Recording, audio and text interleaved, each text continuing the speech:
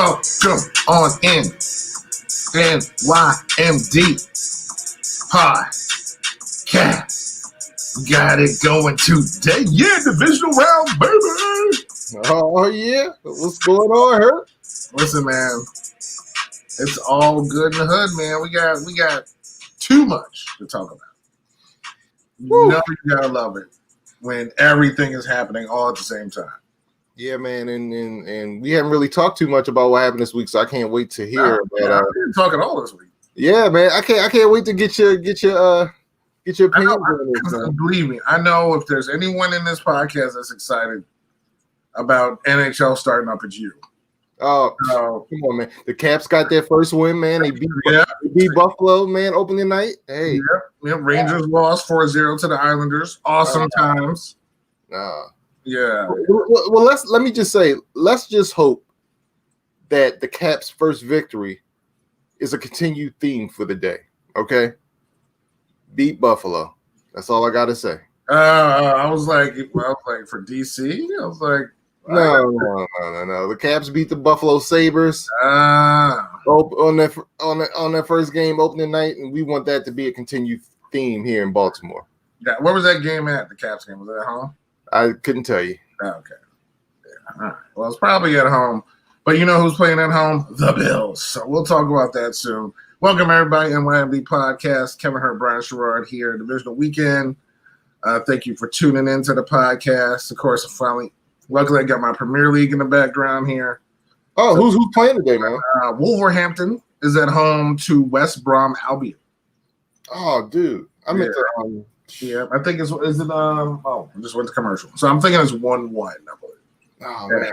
But I meant to watch that, man. But I know you're West Brom. You love the Baggies. Yes. The Baggies are one of your favorite teams in the Premier League. And I know how much you love Wolverhampton. How's my squad Man City doing? They're doing okay, actually. They're getting their squad to get a little bit healthier. Okay. Their goalkeeper was out for a couple of days, so they had the American start and Zach Steffen. Oh, okay. Started for a couple of games, so that was pretty exciting to see. Kevin De Bruyne went into 5th place in the Premier League Assist League, passing Thierry Henry. So I know you're excited about that. Yeah, because people sleep on him, Hurt. People sleep on him, but you know he's one of the all-time greats, man, when it comes to assists. So yeah, I mean people sleep on Kevin's. I don't know why. They don't need to. So anyway, welcome in, man. We got a lot. We got a lot. We're not even going to talk about LeBron, Jordan, Pepsi. Was that convincing? By the way, no. You can just tell you were kind of struggling to find out what am I going to say to the test. I mean, I would say you'll get there one day, but you won't. Nah. Yeah. But it's okay. You know what? You that's why we have the podcast. You stick with what you know. You know what you know. Because again, you know Cal Ripken's batting average in 87. All right. Yeah. Which I think was 280, 87. That was about that might have been 287 actually. Yeah. And what's up, Jake? What's up? The crazy part about that is that when I go look and see what his batting average is, if you're off, it's only by like 2 percentage points. like 289. You know, this dude. Remember this dude's batting average. Yeah, it's crazy. That's your talent. Everybody's got a talent. Hey, you know. And that's one of yours. So. Yeah, useless baseball statistics is mine. So and me is useless college nicknames, yes. Yeah. All right, man. So what we getting started today, man? Well, you know, there's like I said, a lot going on. But we got to delve into football first, man. We got to talk about the playoff games last week, leading to the playoff games this week. Then we'll get into the fun stuff like the Harden, Kyries, and just Brooklyn, I guess, the Brooklyn Nets, and just go on to the NFL firings and hirings after we do the playoff stuff. So. All right. Well, all right. Well, let's recap last week's Super Wild Card weekend, and I just want to start off by saying, man, I was on fire with my picks, man. I went 5 for 6. I would have went 6 if I had known. Well, nobody knew this that Jared Goff was going to play that game. I probably would have went with the Rams. Well, if the other dude didn't get knocked out, I mean, good man, good Lord, Jamal Adams, and not that he meant to do it, but it was just a bad, you know. Yep. Yeah. Oh man, you hate to see that though, man. Yeah, it was not. That was not pretty. Yeah. It was not pretty. Yeah, but let's talk about. I mean, you might as well just talk about that game off the jump, man. I mean, one of the things we talk about on this podcast a lot whenever the Rams and the Seahawks play together, I don't know what it is. It's a terrible matchup, and this even went back for the Seahawks. Yeah, for the Seahawks, and this even went back to the Jeff Fisher days. If you go back and look at those games with Jeff Fisher, the Jeff Fisher Rams, Seattle either lost or they barely won. I mean, it's crazy. Oh, believe me. But to get to 7-9, they had to beat Seattle at least once or twice. Yeah. So yeah. Good for him. But yeah, man. I mean, Jared Goff, you got to give him some credit, man. I mean, he came out there, just had thumb surgery like 10 days ago. Had pins inserted into his thumb. Yeah, man. And had to come out because his backup got knocked out. It was a crazy day, man. Yeah. Yeah, but I didn't. It's weird because when he first started throwing, man, I was like, oh boy, he can't throw. Like, this isn't. Did you pick Seattle on that game? Yeah, pick Seattle. That was the only game I got wrong. But like I said, if I had known Jared Goff was going to play, I would have picked the Rams. Because they always give them. Yeah, but if the other dude was healthy, that wouldn't have happened. Right. So. But what else happened last week? Man, I can't even remember. We had Tampa playing the Washington football team. Oh yeah, I wasn't even going to get into that game because I want to get into the other game. But yeah, we'll talk about that. Tyler Heineke came in, and to me, he put on a performance. Like I want that dude on the team now. Well, here's the thing: the Washington football team may have lost, but Tyler Heineke, he won. I mean, he made himself millions of bucks, dude. Yep. He was mobile. He was accurate with his passes. And, dude, when he made a 4-yard dive, man, from the 4-yard line, looking like Superman stretching for that pylon, I was like, man, even Chase Young was hyped. He raced down the sideline. I was like, everybody look at his, the back of his jersey. But, dude, he played a heck of a game. You know, the team was banged up. That dude isn't even like I said, he wasn't even on a roster a couple weeks ago. Like he got signed December 8th. Yeah. They were saying he was enrolled in some type of mathematics course or something. Yeah. Where he graduated from. Like he's in graduate school. And he came in and did this. And again, his one start was better than all of Haskins' starts. So that's right there. Haskins is was a top 15 pick. And this dude, undrafted, unsigned, whatever. I mean, he's got some games in there, like a couple games here and there with the Carolina. And I think he was actually in New England for a little bit. Oh, okay. Yeah, but not enough to stick with teams for years. But he came in there and he laid it out on the line, man. And I appreciate that. I was enjoying watching him. Again, we were outmanned, outgunned, outmaneuvered. But, it was a closer game than I thought it was going to be, and I was just proud of him. I was proud of the team. Yeah, man, they played well. I was a little concerned though when looks like he was getting hurt, and some dude, I think Montez or something, number 6 was getting warmed up. I was like, oh no. Oh yeah. I was sitting there like I don't even know who that guy is.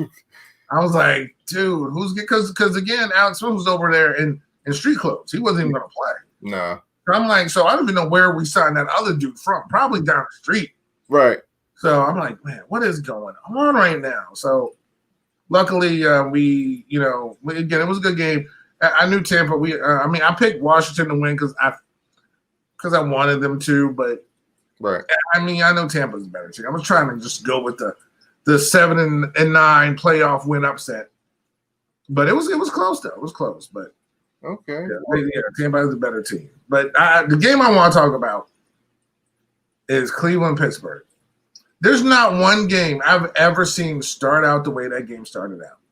No. I've never seen the first play from scrimmage is the ball going 10 feet over your 6'5" quarterback to go into the end zone for Cleveland to pounce on it and get 7 points, 6, and then an extra point. But the pounce on it and score from the first play of the game. You know what that snap looked like? It's funny after rewatching it. It looks like Ben Roethlisberger was trying to block an alley-oop pass that was passed to LeBron James. That's what he looked like. That's what it looked like. That pass. I mean, that snap was so high, yo. I don't know how. I don't know what Pouncey was looking at. I don't know if he thought Andre the Giant was back there. Because that dude, I mean, that wasn't even close. Like, how far? That was like almost for a punt. Yeah, that was crazy. and that's the first play. So they're down 7-0. So Ben comes out, throws an interception. And 14-0. And it just kept going on from there. And next thing you know, it's 28-0 in the first quarter. Yeah, I think I heard Cleveland scored 28 points on only 12 offensive plays. And they didn't have to do much. Yeah. They were already on Pittsburgh's side of the field. Yeah. And I'm like, what is going on? Like, who fell asleep at the wheel? I know Pittsburgh was banged up. They had a lot. But Pals, everybody played. Everybody on that team played horrible. Yeah. Yeah. But and this is, I picked Cleveland to win. And we had texts during the week.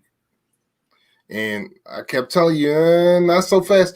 Because what have I been saying all year, yo, about Pittsburgh? Oh, yeah. They're garbage. We stink.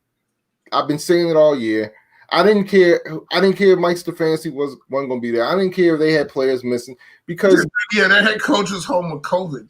Yeah. Not even there. But he didn't have to do anything because Pittsburgh did it to themselves. Pittsburgh stinks. I've been saying it all year. They built up that 11-0 record, beating weak teams, barely beating weak teams, and it finally bite them in the butt. I mean, Cleveland has a lot of talent on that team. And they have a good offensive line. Not only can people talk about how they can run the ball, not only can they run the ball, but they have one of the best offensive lines in the league. And when they keep Baker without getting any pressure, he can throw the ball. He has good receivers. So that's why I wasn't surprised by this at all. I was just surprised at how bad Pittsburgh was. I wasn't expecting that. But the fact that Cleveland won, I wasn't surprised at all. Yeah. I would expect Cleveland would put up a fight, but the way that it was an early round TKO. So even when Pittsburgh started coming back, it was already too late. You can't. That was almost insurmountable at that point. But I will say this though, Hurt. Your boy Mike Tomlin. I know you love Mike Tomlin, yo, but what he did was inexcusable, man. They were down by 12. I think the fourth quarter just started, and it was around midfield, or they were just inside Cleveland territory, man. It was like a 4th and 2, 4th and 3, and he punts the ball. Like, yo, what are you doing? I think somebody did that last week too. Was it the Titans? Oh yeah, we're gonna get to that as well. Okay, yeah. I don't even remember that, honestly. So you gotta. We're gonna get to that. We're gonna get to that also. I stopped watching that game. I was like, I'm not watching this anymore. Man, you know what, man? I don't appreciate that, man. You got a habit of just stop watching these Ravens games, and they're good games. No, not that game. I was talking about the Pittsburgh Cleveland. Oh, okay. I'm sorry.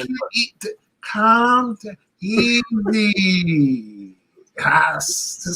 All right. Tranquilo, okay. RELAX. Exactly. Yeah. No, I was like, why am I watching this game? There's no point. Even though they're trying to come back, Ben threw for 500 yards because he didn't have a choice. Right. I'm done. Like, there's no reason for me to sit here and spend my time on this game. But let me tell you though, Hurt. I mean, if Pittsburgh scores on that drive, it would have been a 1-possession game. Yep. Plenty of time left. And Tom, he punked out, man. I'm sorry. He punked out. Yeah, it's just one of those coaches' decisions, as we'll get to, that sometimes you don't understand. Just like when the first play of the game, you get down there, you score 6, then you want to go for 2. And it's like, why? You just got down there. Why are we going for 2 the first play of the game? Oh, I've been there. The first time you score, you know what I'm saying? Oh, I've been there. Harbaugh did that last year with the Chiefs. Did he? Yeah. But I don't get 7 or try to get – you got Tucker, so it's 7. You get 7 and go after and keep going. Now, if you got one of these dudes you signed off the street, okay, maybe. I get it. But if you got an established dude, just go. So it's just, again, I missed that whole thing because after that, I was just kind of done. I was just keeping track on my phone. I was like, oh, okay, they're making a little comeback. Oh, they're down by 14. Okay, whatever. So so that game, Pittsburgh, like you said, has been horrible. What was the other game? I want to talk about the most boring game which because it was on a certain channel was one of the most exciting games of the weekend. Oh yeah, and that was the Bears. Oh, dude, the Bears was New Orleans, man. Yeah, on Nickelodeon, dude. I heard that there needs to be a rule. There needs to be at least one game per year on Nickelodeon, dude. Oh, why not? First of all, the kids. Can you imagine us growing up because we had Nickelodeon, right? And sitting there watching the NFL game on Nickelodeon. Oh, I would have went crazy. It was awesome. The first down marker had slime moving all on it. The red zone turned into the slimes. I mean, the end zone was actually the slime zone. Anytime anybody scored a touchdown, the 4 pylons just shot slime on everybody. It was awesome. And then what I really liked though is when anybody kicked the extra point or field goal, SpongeBob popped up in between the crossbars. Now, how exciting would that be if it was like a Chiefs game? Oh, I got you. They actually score points. This game, what was it, 21 to whatever it was? Well, it's weird because I think going into halftime, I think it was 7-3. Yeah, it was terrible. Yeah, Chicago was keeping it close, and if it wasn't for Wims, man, who missed, it's weird. The play before, he made a great catch on the sideline. They had to review it. That catch was so tough. It was so tough, and it was so. And he kept his toes in. Yes, kept control of the football. Right. And then the next play after that, it was like a flea flicker, wide open in the end zone. It was a flea flicker. Right. It was a flea flicker. Yep. And a perfect throw by your boy Trubisky. Yeah. Who I think you hate every quarterback in that division except for Aaron. And that ball was perfect, literally this. And it just right off his chest. I was like, no. Yeah. So and that was like their only chance. That was it. That swung the momentum into New Orleans' favor because after that, Chicago couldn't do anything. Yeah. But I just love watching the broadcast. I like how young Sheldon popped up to explain penalties. Yeah. It was, dude. It was. I didn't know Sheldon was on. That was a beautiful throw. Like that pass was on point by Trubisky. Just having that feeling is. I was watching the Bills Super Bowl, their last one that they went to when they lost they lost back-to-back years to Dallas. Yeah, and they were winning that game like that first one like 7. It was like I think it was almost like 7-3 or something. Like they were controlling Dallas. Then second half, it was little things started happening. Thurman Thomas fumbled. Emmett started going off. They couldn't stop the run. It was little things here and there, and that's exactly what happened to Chicago. Like once you miss that big play, it kind of deflates you, and they got deflated and basically war of attrition. New Orleans, who didn't look great, but I mean Kamara had a really good game, kind of just wore them down. So, all right, so let's get to your game. Well, hold on before we get to mine. What am I missing? The first game, that's why you're forgetting about it. The first game that happened on the weekend, that was Buffalo-Indy. Yeah, I did forget about it. Yeah, and really, if you watch the game, Indy should have won that game. They controlled the game. Yep. They ran the ball. They controlled the clock. But what they couldn't do was punch it in the end zone. They had to settle for too many field goals. And at the end of the day, Josh Allen was doing Josh Allen things, man. He was poised in the pocket. He threw some laser beams to Stephon Diggs. Threw a nice touchdown pass to Stephon Diggs, who is always open. That guy, I don't know what it is about these University of Maryland wide receivers, man, but they're just awesome, man, when they get to the NFL. And it just showed last week they couldn't stop Stephon, man. How many do you have in the NFL? Man, we have a good history of wide receivers. We have DJ Moore. History, but yeah, we have DJ Moore, who's currently a wide receiver. We have Stephon Diggs. We've had Torrey Smith, we've had the great Jermaine Lewis. We also had Darius Hayward Bay. We at Terps Nation produces wide receivers and quarterbacks. Don't forget that. Quarterbacks. Don't forget Boomer. Frank Reich, the coach, by the way. I mean, who could have won that game, right? Yeah. So, so it's Stephon Diggs is always open. I love. I swear, it seems like Josh Allen and Stephon Diggs have been playing together for years. I know, man. They just kind of, once he scores, Josh is sprinting down to do their little, little dance thing together. And it just seemed like they just, like 1, 2, 3, best friends. Like they became best friends. Right. During the team. Exactly, Jaden. All that, and they didn't do anything. Right. And by the way, Ravens, I hope you were taking notice. This is what happens when you get your quarterback a legit number one receiver. Take note, please. Are you saying Hollywood's not a number one receiver? How dare you? Hollywood's nice. He's nice. I think the Ravens are not number one. I think the Ravens are misusing him. I think he would be way much better if they had a number one receiver they could put on the outside and put Hollywood in the slot. I think Hollywood is the perfect slot dude. Yeah. Yeah, and I agree that they would be a lot better if they had a number one. But that's what the draft is for, or a free agency if they can get one. So Yep. All right, so let's get to that game since I keep forgetting about every other game. Yeah. Your team is acting revenge, stomping on Titans logos, Ed Reed not being happy about it. You could please explain to me why your boy sprinted off the field, didn't shake anybody's hands. Maybe it could have been a COVID thing. I don't know. But give me your assessment of the Ravens' revenge win against the Titans. All right. Yeah. Well, first of all, let's just talk about the fact that Lamar finally got his first win, right? Yep. And hearing this stupid narrative, right, that Lamar can after 2 games, right after 2 games, that Lamar can win big games, he can win the playoffs. So let's just go back in history. So his rookie year, 2018, right? Ravens are 4-5. Joe Flacco gets hurt. Lamar can't win big games, but he goes 6-1 down the stretch to get the Ravens into the playoffs. Remember that first year, the Ravens didn't even have a chance to they had to completely change their offense on the fly for Lamar, right? So it would have been hard to win that first playoff game anyway. You know what I mean? Give the Chargers credit. They found a way to defend Lamar, which the offense was very limited at that time. They found a way to defend Lamar, and they beat us. Fine.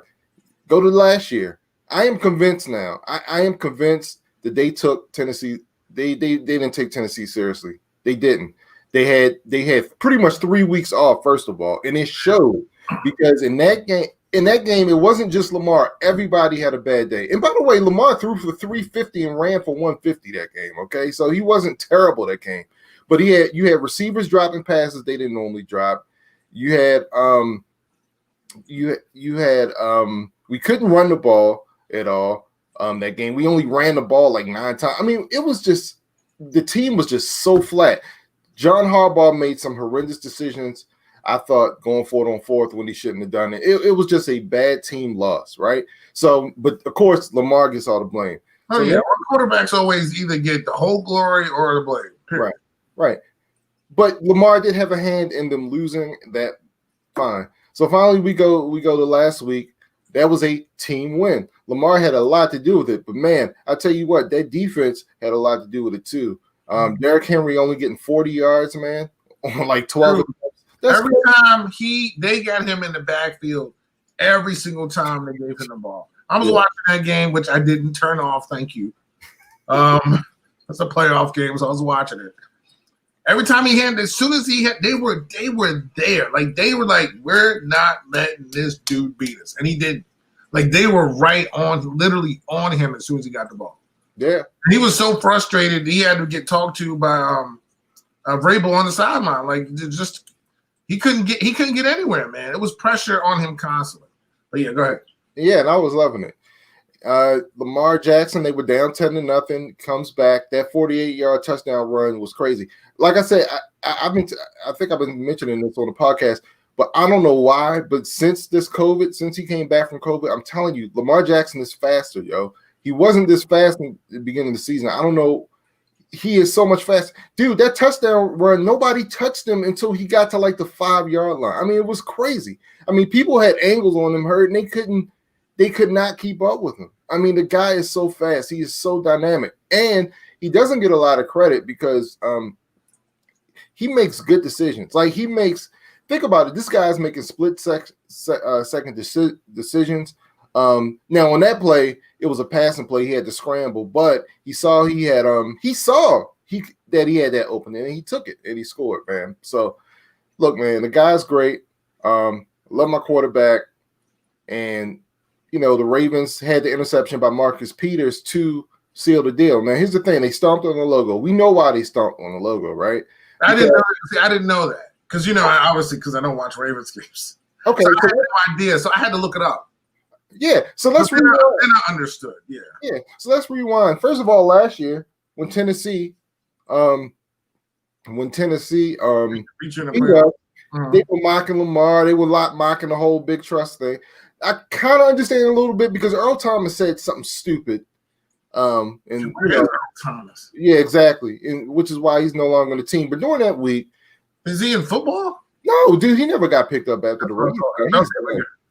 But anyway, Earl Thomas during the middle of the week last year in the playoffs said something like, "Yeah, the Patriots was pretty much scared to hit Derrick Henry. Well, they ain't going to happen with us.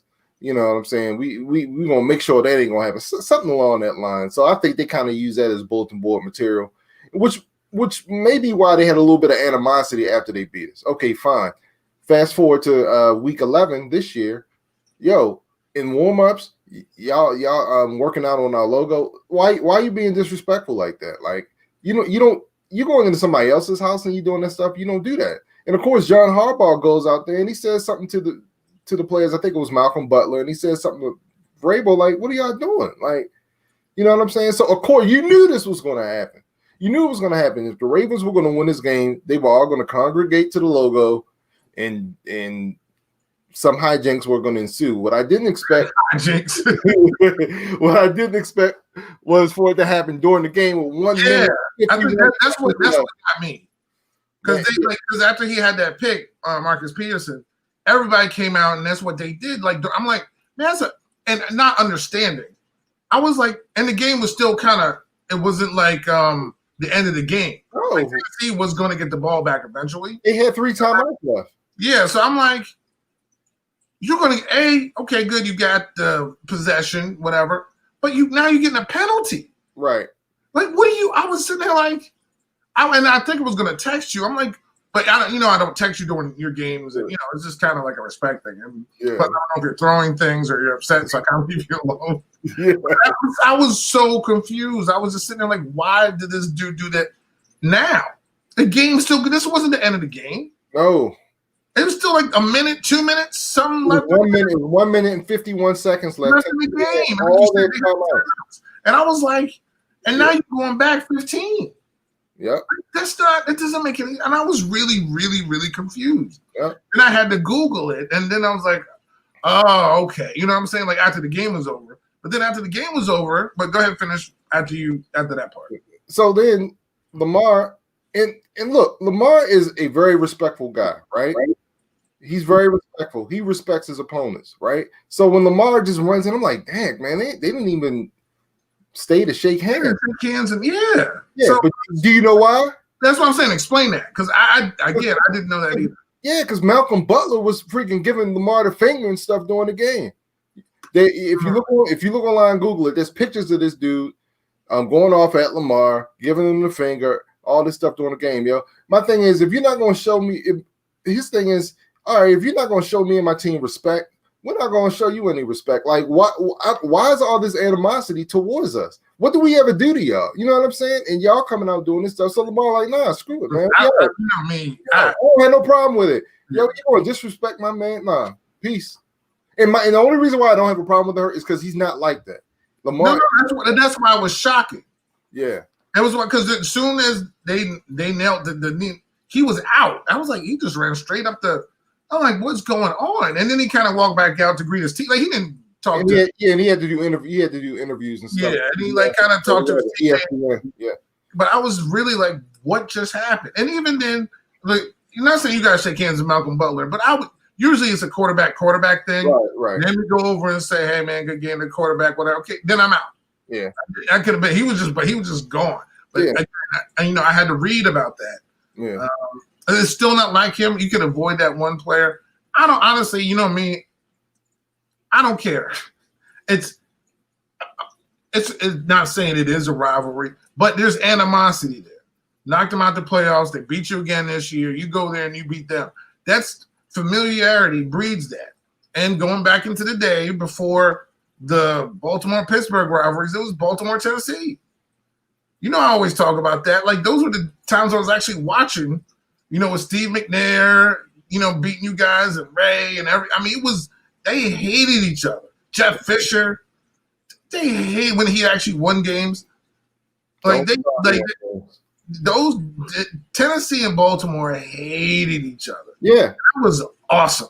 That was this Pittsburgh thing. I don't know why your games are boring to me. I just can't watch that stuff. But for some reason, that Tennessee thing is almost like they put bounties on people trying to take other people out. Like, I love it. And this kind of reminded me of that. Like, there was so much, you know, trash talking. There was so much, oh, yeah, we beat you, blah, blah, blah. And all it's like you said, stomping. You know, I'm not a stomping on logos person. The only logo you can celebrate on is the one in Dallas. That's the only one. Thank you, T.O. It's the only one that I condone. The originator of the logo. I condone is doing that. But, you know, you can't do that. So if you do that to mine, I won't do that to yours. No. Period. So I don't blame them for doing that. During the game, a little bit different because the game's still in the balance. But I'm scratching that up. What are you going to do now? You know what I'm saying? So I like that sort of thing. And that's actually made the game entertaining for me because I'm not, you know, not being a fan of either team. It's got to be like that Chicago game. I wish I knew it was on Nickelodeon. Good God, that thing was terrible. So I don't know. I saw them joking around. I don't know if they're going to have a game on, like, I don't know, History Channel or something. But I hope they do that somewhere again. Like, just have it on a random fun channel that you could tune into. You know, so it was a good listen. It was most of those games are still better than the game Monday night. So we'll get into that after we do our playoff picks for today. Right. So today's the divisional round. We got, I think the first game is the Rams and Green Bay. And you know me, I'm the person who picked the Rams to go to the playoffs this year. And I actually thought they were maybe even win a division, but they kind of fell apart lately. They had a lot of injuries. And it was, you know, Jared Goff was out, and he's actually going to be playing this game. I don't know what the weather is. I think this is a 4:35 kickoff. Yep. I'm not sure what the weather is going to be in Green Bay. Did you look that up? I know you're looking up Buffalo's weather. No, I don't care about anybody else's weather. But I'm just going to get right to it. I'm picking the Rams this game. Oh, wow. Okay. Okay, it is going to be 36, a little bit of rain, maybe some snow, showers today. So that's perfect. I'm picking Aaron freaking Rodgers. Is it going to be easy? No. I know Aaron Donald's banged up, even though he's going to play. I know he has some rib cartilage issues. Jalen Ramsey's going to try to knock down Devontae. And Aaron's going to have to be Aaron. The only issue I have with the Rams is, are they healthy enough to run the ball and to score points? Yeah. What's Cooper? Is he? I think is he going to play today? Yeah, he's scheduled to play, but he's a little bit banged up. He's not himself. Yeah. And you know, Woods is there, but Woods can disappear. Yeah. You know, so I just feel like they just don't have enough on offense to win this game. I feel like they would have enough on defense. But again, I think your secret weapon is going to come through and haunt you. Your Robert Tunyon come through and maybe do something today. But I'm picking Green Bay at home. All right. Will Aaron Rodgers record a passing touchdown in the first half? Hurt? That's going to be 1,000% yes. Absolutely, I'm with you. Who will record more rushing yards, Aaron Jones or Cam Akers? Well, of course, being a Florida State guy, I'm going to go with Cam Akers because he had a great game last week. Yep, absolutely.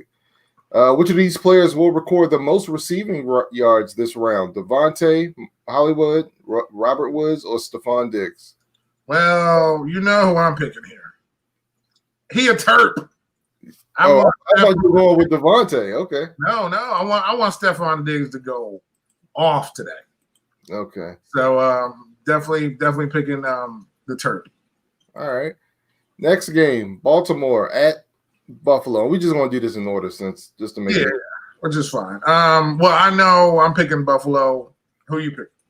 I'm picking Baltimore. I'm really nervous about this game. Really, this game could go either way. I see both sides of this. I can see the Ravens getting blown out because they're not able to stop the passing game. I can see the Ravens making it close because they're able to run down Buffalo's throats. What scares me, though, is Buffalo contained the Ravens' running game last year when they played them. Lamar only had like 51 yards. He did throw 3 touchdown passes that game, but those were mostly, well, I think 2 of them were in the end zone. One of them was a big play to Hayden Hurst for like 70 yards on a pretty much busted play. I don't know, man. I'm doing this more so, because I'm rooting. Of course, I'm rooting for my whole team. So, but I mean, I think they have a good chance to win. But I'm just really nervous, man. Yeah, I think this is like a 51-49 game. You know what I mean? But both teams are really good teams. Yeah, so, and we all know anything happens in the playoffs. Yeah, but you're picking Buffalo this game? I'm picking Buffalo. All right. Who will have more passing plus rushing yards? Lamar or Josh Allen? I'm picking Josh Allen. Same here. Will either team score 30 points? Yes. I said no. Okay, I said no. All right. Cleveland versus KC. Who you got, Hurt? Sunday, 3:05 game. First game is Cleveland Browns going to Kansas City Chiefs. I think this game's Stefanski is going to be back. Not like I'm not saying that matters, but I really believe Cleveland's going to keep this close. But I think Kansas City's going to win. Man, I was close to picking Cleveland this game, man. I was really close to picking Cleveland. I'm going to stick with Kansas City only because I think Mahomes is going to be out on a mission today. Yep. I think Mahomes has a little bit of that MJ in him where he just needs that little bit of motivation, you know what I'm saying, just to kind of get him going even more. Yeah, he has that LeBron in him. True. Yeah. And and I think, he's been hearing, hey, Cleveland's going to keep this close. Hey, Cleveland, all they have to do is run the ball and they can continue. Or they've kind of been gliding through the season. Right. They're kind of taking it easy. And I think they're going to put their foot on the gas for this. Yeah, I think they're going to make a statement this game. But don't sleep on it. It's still going to be close.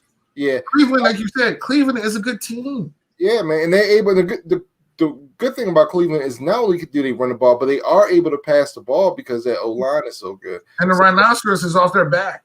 Yep. They're playing fancy free right now, really. Yeah. So they go out there and just lay it on the line, and those teams are dangerous.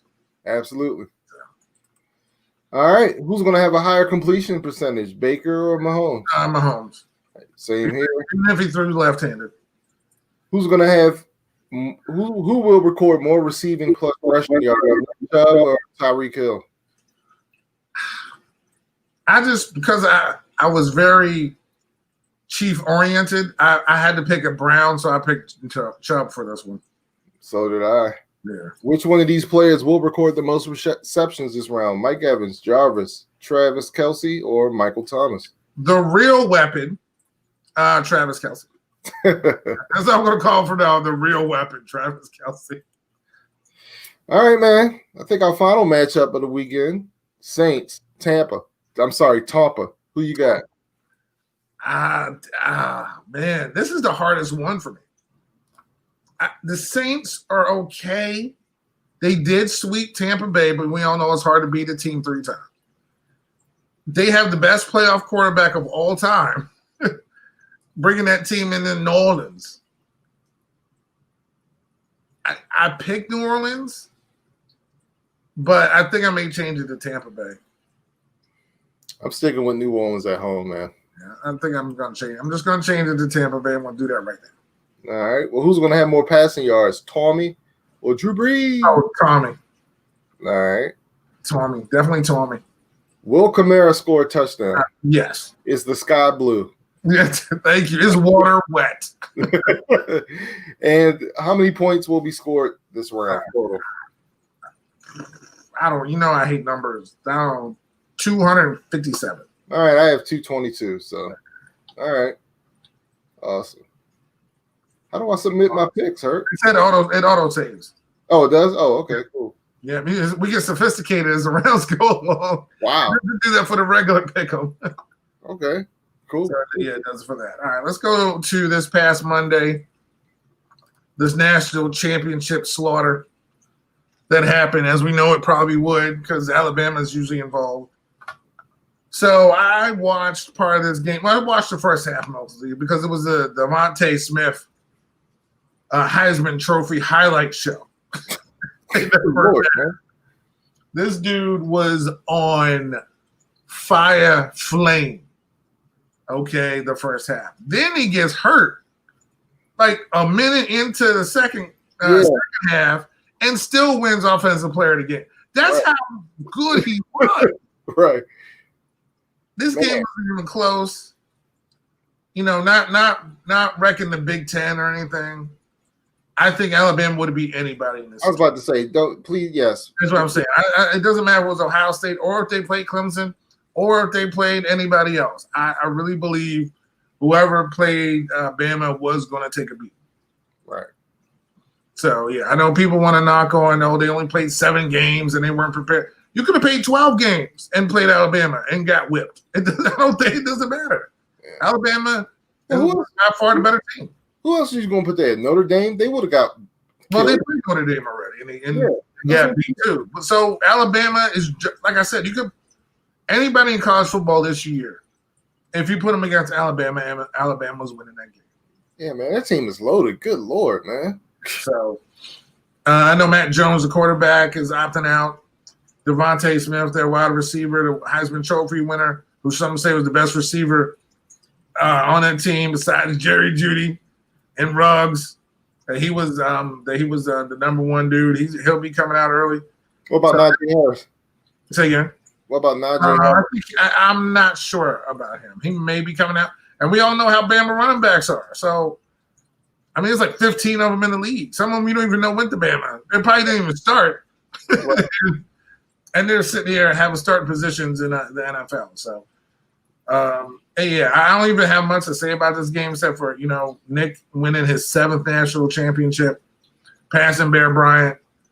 I mean, the dude I don't know if he has the statue yet, but he's going to have a statue, and he's going to go down as the greatest college football coach of all time. Because they just they don't ever rebuild, they reload. Yeah.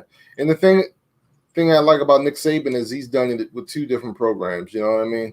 He won championship. It's hard to win a college football championship, but to win it with 2 different programs, that's impressive, man. Yeah. Well, can you name the other coach who won in this era, in this BCS playoff era, who won a national championship with 2 different schools? Urban Meyer. Which leads us right into Urban Meyer's good job. Good job. I love how we transition.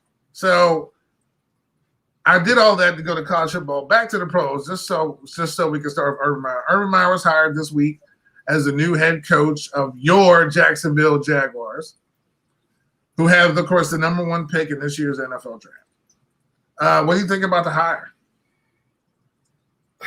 All right. When I look past his health issues, because we know Urban Meyer, everywhere he goes, he doesn't stay long because he stepped away like after 5-6 years. Yeah, because he has health issues. And there was one game in his final season where Ohio State played Maryland, and on the sidelines, Urban Meyer was looking like he was just looking bad, man. Yeah, it was all red. I remember. Yep. Yeah. Remember because we almost beat. We were a 2-point conversion away from beating Ohio State. But anyway, he looked bad that game. And you see him on TV, and he looks refreshed. He looks healthy. You know what I'm saying? Like, okay, it's not. I know he does. Yeah, because he takes a year or 2 off. Yeah, but this is different. But he doesn't have that stress. You know what I'm saying? Yep. So now you have the stress because the NFL is a whole different type of stress. I mean, he's never coached at the NFL level, right? And I don't think that's going to be an issue with him. But to me, I'm worried about these coaches, man. They eat, sleep. Not that college don't, but college is constricted with rules and constraints and guidelines. Yeah, but I don't think Nick Saban sleeps at all. Yeah, that's true. But with NFL, like these coaches, man, they don't mess around. Like they're rarely at home. They're always they sleep in the office. Like I remember Joe Gibbs, like they would just sleep at the office. Yeah. So, but that all aside, when I actually think about it, I'm not a fan of Urban Meyer, by the way. Normal. But he's a great coach, and when I think about this, you know what?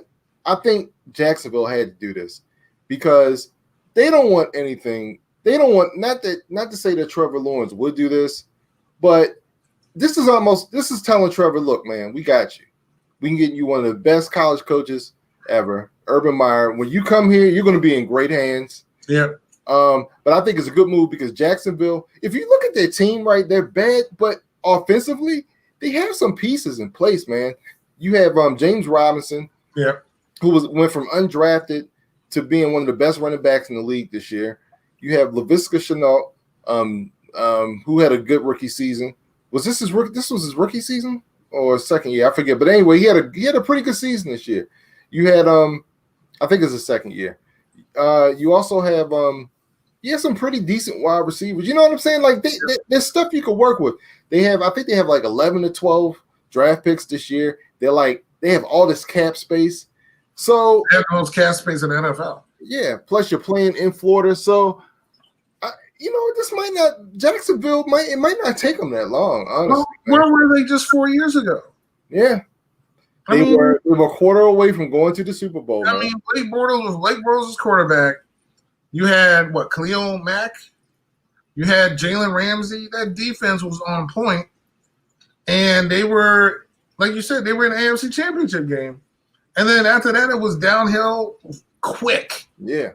And this is where they are now. So you have to rebuild, getting someone like a big name like Urban Meyer, not like an assistant coach that people wouldn't. Not saying you need to do something sexy in order to get people to come out, but this is something you still need to hire a general manager.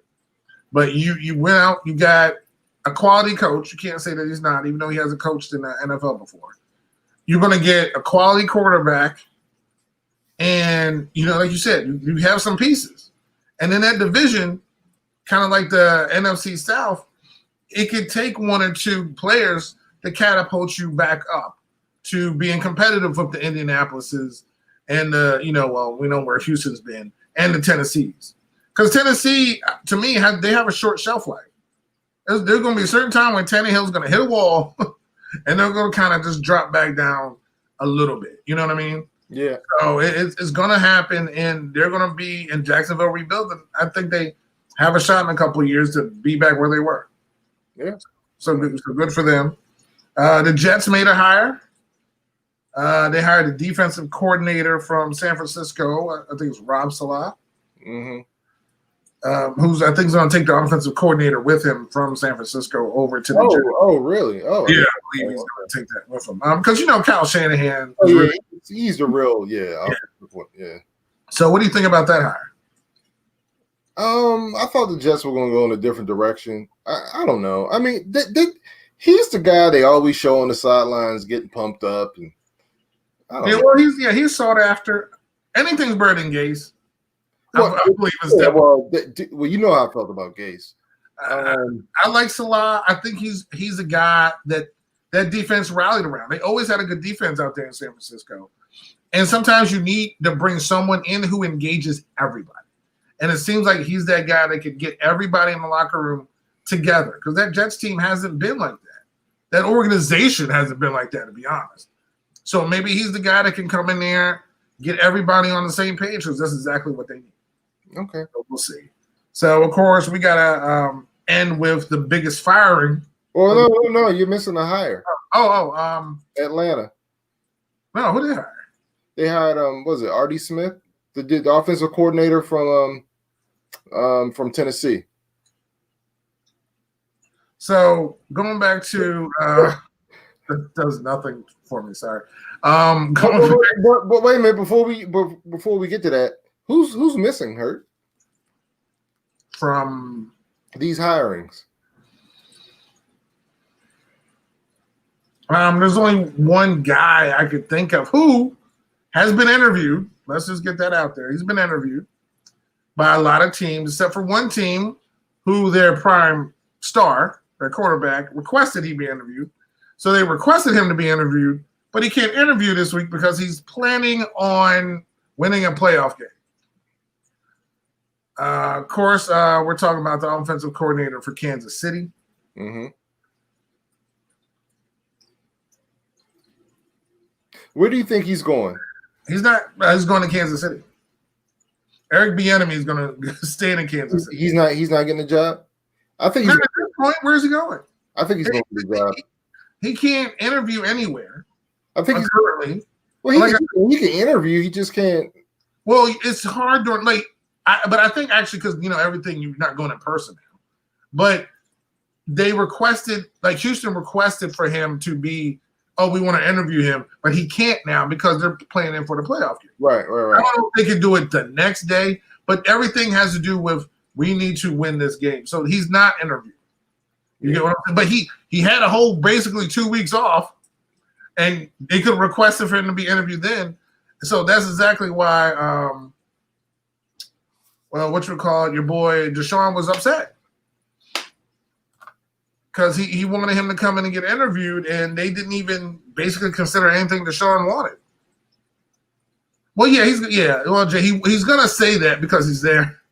But if they offered him, or if San Diego wanted to hire him, right, with their quarterback out there, he'll take that job.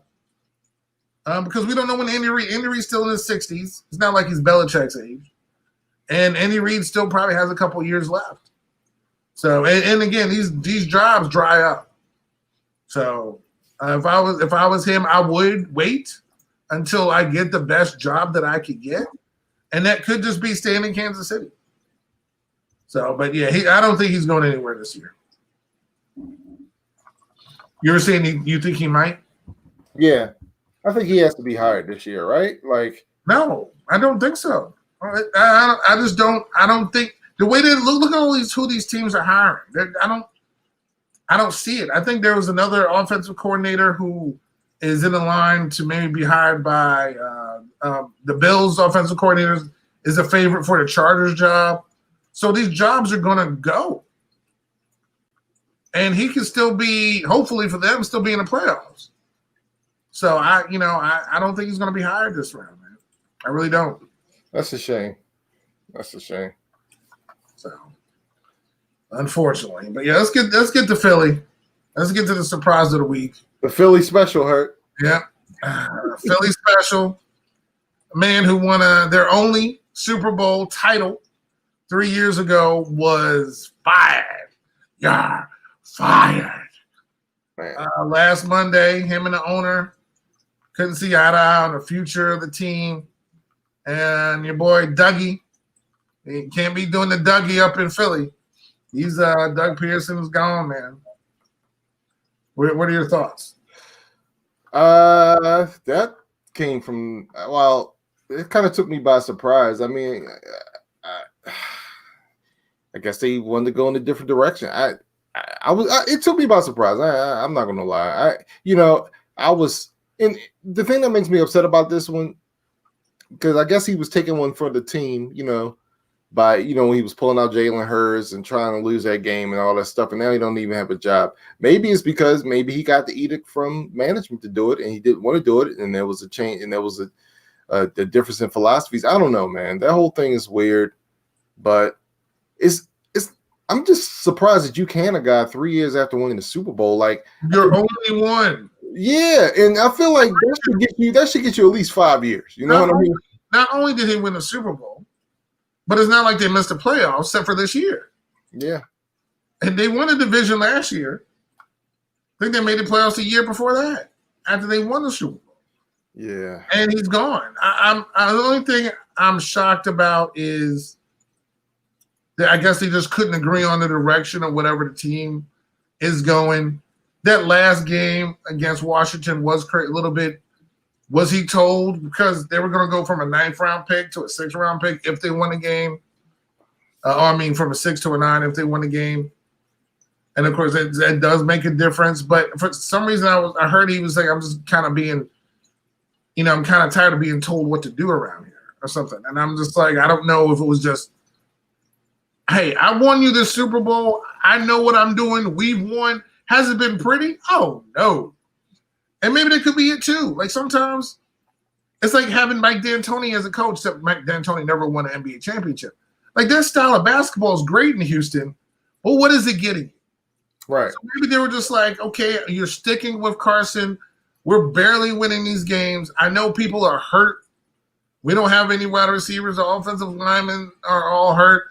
but they won a division last year. They've been in the playoffs. They went to a Super Bowl and won it with a backup. Maybe they were mad because they wanted to keep what's that dude, the guy who can't Foles, who can only play in Philly and can't play outside of Philly at all. Yeah. Maybe they wanted him, and he's like, no, I wanted Wentz. And now Wentz isn't working because his confidence seems to be shot. So I don't know. I don't know what happened, but Philly, that's Philly being Philly, man. That's all I can say. Yeah. I am curious to see who they're going to hire, man. Yeah, no, definitely. But it's going to be hard. That dude's going to come into a whole ton of pressure, and he's got to decide who's your quarterback going to be. Yep. So that's tough. And yeah, they're going to try to trade him away and keep Hurts and try to build a team around Hurts. We'll see. Yeah. We'll see. So, yeah. All right, we got to go to the NBA. We're almost an hour in, and we haven't even gotten here yet. Honestly, one of my questions to the Ask Brian question this week, I didn't know if it was going to happen this soon, but I was going to ask you, who's had more drama in Houston? Is it Deshaun Watson or is it James Harden? Well, James Harden's now on his way out. He took his bags, packed them up. He's in Brooklyn. He joins KD and maybe Kyrie. Maybe if he comes back from sabbatical or whatever he's doing at his Zoom parties, not wearing masks. I think he was fined like $800K. Wow. For not following COVID guidelines. I know Kyrie is like your favorite basketball player, like Matt Stafford's your favorite quarterback. What are your thoughts on Harden going to Brooklyn and just how do you think Brooklyn's going to work in general? All right. First of all, let me start off with Kyrie. Me and my brother, before the season started, we were kind of going through teams. Yeah, who you think is coming out the East? Who you think is coming out the West? And he said the Nets. And I was like, the Nets? Why you think the Nets? He was like, oh, Kyrie, Kevin Durant. I said, yo, let me tell you something. It was one thing I know. You can never count on Kyrie Irving. He's like, you crazy. I was like, dude, cannot count on Kyrie Irving. He's like, he was pretty much insulting me. He was pretty much telling me, well, your basketball analysis pretty much sucks. Pretty much is what he told me. I was like, okay, all right. Well, you know what? I really do love your brother. He's awesome. Dude, Marcus is awesome. But yeah, go ahead. No, but and it's like, dude, are you surprised? Really, are you surprised by this? Think about it. The only time in his career when Kyrie was reliable is when he hit that game-winning shot. When Cleveland won the championship, he's not reliable. He has a track record of this. Hurt. It's not like he's saying anything that's a groundbreaking here. Yeah, the crazy thing is on the court, the dude is fun to watch. He can dribble through, around, under, over everybody. His ball handling skills are ridiculous. Right. He's a really, really, really, really good player. But he's a really, really, really sketchy human being in a way. But the thing is, sketchy not being like, oh, he's shady or anything. But when you don't, again, I know this is not the real world. When you don't tell your employers where you are, what you're doing, or I'm just taking some days off. And like for us, we got to put ours in like maybe months in advance. Right. And we're not getting paid millions of dollars either. Yo, Brooklyn, they couldn't get in contact with him, Hurt. No, that's what I'm saying. And you're just out there and you're saying, oh, I might be back next week. Yeah. And everybody's like, okay, you got a rookie head coach. You got the other enigma on the team, which is KD, who all of a sudden is Belichickian with his basketball answers to all these interviews, which is just, listen, anybody named Kevin, I really have a fondness for because there's money. So Kevin Garnett was the only basketball player I never liked the name Kevin. Or Kevin McHale, sorry. What about Kevin Bacon? They both wore green around the same time I stopped liking him. Wait, what about Kevin Bacon? Is he okay? Oh, I mean, he's related to everybody though. Like, everybody. Oh, yeah, that's right. Yeah. From Kevin Bacon. Okay. And plus his name's Kevin and it's Bacon. Like seriously, you can't get two better combinations in there than Kevin Bacon. But I don't know. I don't know where this came from. KD's he's a Washington fan. He grew up in the area. He loves the football team. He went to Texas. The dude's when he's playing is probably the best all-around player in the NBA. But he's uber paranoid. I still remember when they came up with the Slim Reaper as a nickname. I'm like, that's the best. Oh, I don't like it. Why everybody else thinks this is the best nickname ever? I don't like it. We need to change something. That name would live on forever, the Slim Reaper. He couldn't even handle the nickname. He can't handle Twitter accounts, social media, nothing. I don't know why. He can handle burner phones, Hurt. Yeah, I don't know why he's so frail in these things. But him and Kyrie with the frailness of their things, and I'm saying, and they're both good dudes. Meaning, like outside, Kyrie does a lot of stuff for the community. He gives a lot of time, a lot of social issues, donates a ton of money.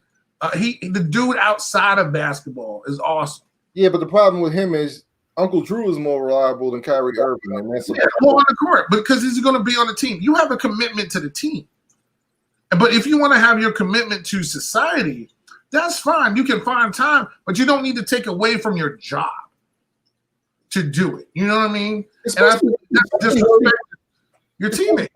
Right, and the thing I probably have with Kyrie is he wasn't treated to the Nets. He chose to go there. He chose to sign there. You know what I mean? This is you had a chance to choose your destiny.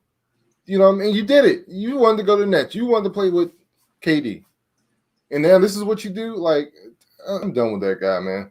I'm done with that guy. And so how do you think all this is going to work, Hurt? Well, okay. Well, Harden's there now. Right. So we can't believe Harden is now part. And I really feel like part of Harden being there is Kyrie insurance. That's a shame. It's a shame you have to trade for James Harden because you need insurance for this guy. First of all, real quick, is it me or did the Nets? I mean, did Houston totally fleece the Nets? Well, I think Houston fleeced everybody. I mean, it was a 14 trade. It was a 14 trade. They got Victor Oladipo on the team now. Yeah. They have a whole bunch of number one picks. They either got 3 or 4 first round picks, and they got like 4 draft swaps. And then 4 draft swaps, which that's interesting. What is New Jersey? I mean, New Jersey. What is Brooklyn doing, yo? Like, you call them New Jersey, I still feel like they are. I saw the trade and I was like, yo, Houston fleeced them dudes. Yeah. They listen, Houston's set up for the next couple of years, and they got a young coach in Silas. So they're going to be chilling for a minute. Yeah. And so they're going to have a whole, again, you got to pick the right people and for that team. But going back to Brooklyn, they're still going to be, again, I don't know who's going to play defense, but when you can outscore everybody, and especially in the East, I mean, when they match up, look who they're going to have. Toronto's not having, I'm sorry, Tampa Bay Raptors aren't having a good year. Milwaukee's, up and down, but that's your biggest. Milwaukee, Boston are going to be your biggest rivalries. And KD is basically better than all their big players. Yeah, they had to get rid of Jared Allen to fit Harden in there, but Jared Allen was their best defensive player. And I think what is he on Cleveland or in Indy? I forgot where Jared Allen went to. But they lost their best defensive player. They don't have defense. They got a lot of shooters, though. They got a lot of shooters. And in the East, all it takes is when you beat up on the Wizards every day, and you can score on the Hawks and Charlottes and everybody else that's garbage in that league. Miami's start off to a slow start. So you only got to deal with Milwaukee and Boston. That's it. So I think the Nets do have a chance to still a healthy KD does a lot. So if there's a healthy KD who doesn't need a ton of help to get out of the East, he'll need it to in a championship, whether it's the Clippers or it's the Lakers. But I mean, as far as going and James Harden being there, another person that could shoot. I think the Nets do have to. It's like I said, this finals are bust for them. They have to make the finals. They ain't making it. But you think they're losing to Milwaukee? I mean, who are they losing to? I just think this thing's gonna blow up. Well, I mean, Kyrie shows up again or not? Yeah, I the Nets. See, I don't think this is how you build teams. Maybe, well, you know what? It's basketball is a little bit different. You can build these fantasy teams, but this, I don't know, man. I think this is. I don't know if this is gonna work, man. No, you know what, Jaden, you're right. I totally forgot about Philadelphia because it's not my favorite city. But Ben's got to shoot. I mean, I know they got help. Maybe Dwight Howard helps them off the bench. Hey, man, Ben hit a 3 this year already. Man. Yeah, I know, right? It's like the first one in like 10 years.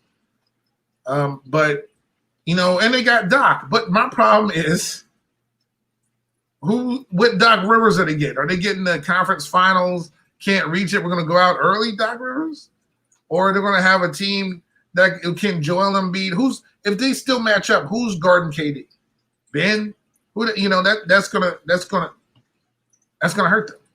So, well, we'll see. They'll have matchup. I mean, who's going to guard Harden?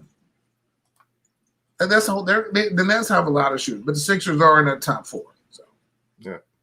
But yeah, well, we'll see, man. I just hope your boy comes back sometime soon, Kyrie Irving. So I wouldn't count on that one, Hurt. All right, so we have our favorite segment of all time here. Everybody loves it. Everybody knows it. It is 3 questions for Brian. Awesome. And then when you're done, I have a question for you. Oh, okay. All right. Yeah. Who is your favorite all-time Terrapin? All-time who? Terrapin. Terrapin? Mm-hmm. That's easy. Joe Smith. No, really? Okay. Joe Smith is my all-time favorite because I just remember freshman year of college, 1994. He blew my mind, man. Going to those games, he's still to this day the most electric player I ever seen play in person. Going to those Terps games, the Joe Smith games, man, was an awesome experience. He'll always be my all-time favorite Terp because I just remember being introduced to college basketball and watching him play. It was just not. I know I'll never get that feeling back. I don't know. It'll be hard to see another player that had the impact that Joe Smith had, and for me to be able to see him live, just got Cole Fieldhouse, right? And Cole Fieldhouse, and just it would in. Cole Fieldhouse was one of those places. It would get super loud. You had the aluminum roof, and would just it would get super loud, man. It felt like the rafters would shake. Oh, dude! Did you go to games? Did y'all go to games? Oh, we went to every game. We went to. Yeah, me and Leslie, we went to just about like all the home games. Okay. It's like Terp basketball is big time. I mean, we became a couple on Midnight Madness. You know what I'm saying? Like, that was like our unofficial first date, pretty much. So, yeah, man, and it's just like seeing Joe Smith, and yeah, so it's like sentimental and nostalgic, but yeah, Joe Smith will always be my favorite Terp of all time. Cool. All right. Give me your top 5 Baltimoreans. Top 5 Baltimoreans? Mm-hmm. Oh boy.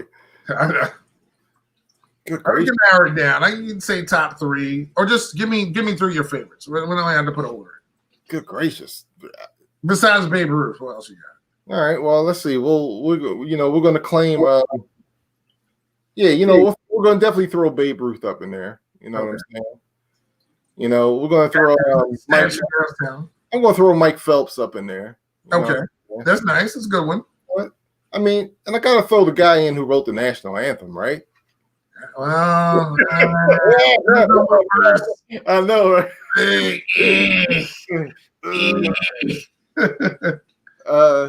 Edgar Allan Francis in there. Edgar Allan Poe. I can't really claim him as a Baltimorean. No, yeah. I don't know, man. I gotta think about this one a little bit more. Yeah, but I mean, that's good. I gotta throw Cisco up in there, right? I mean, dude, Cisco. I mean, Rudy Gay. I mean, Sam Cassell, right? You know, you got a whole bunch of famous Ed Norton. Yeah, you know, Juan Dixon, Keith, Yeah, Jada. Yeah, Jada Pinkett Smith. Yeah, who actually went to my school. No Tavon Austin. No Tavon Austin. No Tavon Austin. Yeah, I got throw Jada in there, definitely. Because Tavon went to West Virginia, is that what happened? Did he go to Maryland? Did I ever tell you about Jada Pinkett's story, by the way? Probably not. All right, so like I said, she went to school for the arts, and I remember this is so weird. So I was walking down the stairway. And I took a glimpse. Jada Pinkett was in the office, like from the stairway. I could see her in, I forgot whose office it was. But she was there, and I took a glimpse. She looked at me, and I just saw those eyes. You know, those light brown Jada eyes? Like I got a glimpse of her in person. I was like, wow. Yeah, but she wasn't Jada at that time. She wasn't Jada at the time, but you kind of knew she was. And I just remember walking past her, and you could just see those eyes, and I was like, oh, wow. Okay. Yeah, I mean, not long after that, straight to the world, right? So I forget what the timing was, because I was at school for the arts at 1990 to 94. Yeah. I also, did I tell you the day Tupac came to school for the arts? Yeah, you did tell me that one. Yeah. So, but anyway, all right. What's the last question? The last question is, now we're both Jeopardy fans. Yes. Now they just recorded, not this week, the week before, Alex Trebek's last show. Can you watch Jeopardy without Alex Trebek? Absolutely. And not only can I watch it, but I can't wait to see who they're going to use. What are they doing? They're doing the guest hosts like Ken Jennings and Ken Jennings was on this week. Okay. And it was rough. I actually didn't. I missed it all week, and I watched it last night. It's again when one dude hosts one show for basically your lifetime, it was very difficult. But you know what? It's kind of like The Price is Right. Like I couldn't imagine The Price is Right without Bob Barker, but Drew Carey's doing fine. You know what I'm saying? Like, I wouldn't watch that anymore. When I was a kid and you're home during the summer, you watch. You know what I'm saying? Like you watch it. We're not home. We work. So I really don't have that same. Okay, Drew Carey's on there, so it doesn't really bother me. Yeah. As long as I see Plinko, I'm fine. That's honestly, give me Plinko and Show the Wheel. So only two games I care about. Right. Now, I'm not saying I'm an avid, Price the Right watcher, but, from time to time I'm home and I'll check it out. And Drew Carey's on there and it's cool. Bob, who is more iconic than Bob Barker? You know what I'm saying? Right. He's in the movies. Right. Price is wrong. I mean, you get your cat spaded and neutered. Right. Come on. I love Bob Barker. But yeah, it's not to say. Now, in saying that, Jeopardy will have a guest host that I will definitely watch. Oh, okay. And who I would have to say is one of my favorite human beings on the planet. Oh. So I don't know when it's being filmed or when he's going to do it, but I know Aaron Rodgers will be hosting Jeopardy. And let me tell you something right there. I will be at my TV at 7 p.m. on channel 510 here. Why? Like, why? Seriously, why is Aaron Rodgers hosting Jeopardy? Why wouldn't Aaron Rodgers? It's Aaron Rodgers. I'm confused. He already has a job. He don't need to host Jeopardy. He's not hosting it for the job. There's no permanent host. I thought the whole point of this was to find out who's going to. I think they're going to. I think it's too soon for that, honestly, because they just Alex's last show was last Friday, not yesterday, but the week before. So I think the good thing is to just get people who love the show, who are on the show, and then eventually, months down the road, try to find a permanent person. You get what I'm saying? Because I don't think you could just say, okay, this person's going to be, the person. Like, again, I'm not a Wheel of Fortune person at all. I'm not. I don't even like the show. But hey, Pat Sajak, Marylander. Oh, is he? Yeah, he's from Eastern Shore. Oh, okay. I didn't know. So yeah, but who's on there besides Pat and Vanna? Nobody. That's what I'm saying. So it's like I would be like, who? So if they were going on vacation for a week, you have a couple guest hosts, or if they left the show, have a couple guest hosts going up there. That would be fun to have whoever standing up, changing the letters, and then eventually, months and months down the road, you find somebody who's permanent. But right now, it's cool having guest hosts because you want that interest back. Because people miss Alex, and I miss Alex. So. Yeah. So there. Those are my my Ask Brian question. So you said you have a question for me. Yeah, but real quick, speaking of like Ken Jennings and all these guest hosts, ABC is remaking. They're doing a remake of the British show, The Chase, which is a show I love, and it just premiered. It just came on this week, and Ken Jennings was on it. He was awesome. Former Jeopardy champs also on. Have you ever seen The Chase before? No. I wonder what it was about. Huh? I saw like the preview, but I wasn't sure what it was about.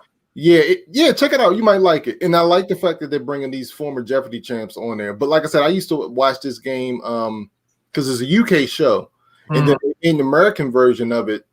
But they're even redoing it even better now with these Jeopardy champs. But yeah, definitely check it out. It's a trivia show, so you'll like it. Cool. It's like Jeopardy, but it's not set. I mean, it's like Jeopardy in that you have to answer these trivia questions for money and all that type of stuff. But you'll see it. Just watch it. It's pretty good. Cool. Anyway, since you like my Yoda joke so much, we're gonna have a segment, Dad Joke of the Week, and I got a good one for you. Okay, Hurt, because you're really getting into biking, man. I'm proud of you, man. You're into this biking thing. I just have a question for you. Why couldn't the bike stand up by itself, Hurt? Because it was too tired. I figured you like that one. I do not. This, folks, this will be the last time this segment's on the show. It will never. Dad Joke of the Week. How did this happen? That's good. My spider. You just found out that Yoda has a last name.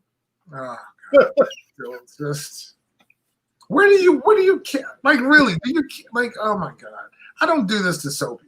Well, because I'm a Terp, bonus one. Because I'm a Terp, I have a turtle joke for you, man. What's the turtle's favorite photograph to take, man? Shelfies?